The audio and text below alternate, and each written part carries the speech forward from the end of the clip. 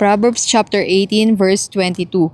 Whoso findeth a wife findeth a good thing and obtaineth favor of the Lord. Malinaw po na sinasabi ng Biblia na tayo bilang mga lalaki, pag tayo ay nakatagpo ng ating mapapangasawa, yan po ay isang pabor ng Panginoon. Kaya kung kayo ay mayroong mga asawa, pahalagahan nyo po at i-treasure nyo ang bawat araw, ang bawat moment na nakakasama nyo pa ang asawa nyo, dahil sinasabi rin ng Biblia, hindi natin nalalaman kung ano ang meron bukas. Kaya kung ano ang meron ngayon, yun ang pahalagahan natin. At number one po dyan mga kapatid, ay nasisentro dapat ang Panginoon sa lahat. Dahil kahit na anong ganda ng samahan nyo, anumang relasyon meron kayo, kung wala naman ang Panginoon sa sentro neto ay baliwala po ang lahat yan. Sabi ng Biblia, except the Lord build the house, they labor in vain that build it. Kaya alam nyo po, lahat ng meron sa mundong ito, anuman ang meron tayo, anumang relasyon ang nabubuo, kapag ang Panginoon ay wala sa sentro niyan, baliwala po ang lahat ng yan. Kaya mahalaga na laging nasisentro ang Panginoon at makikita nyo po ang kagalakan ng isang mag-asawa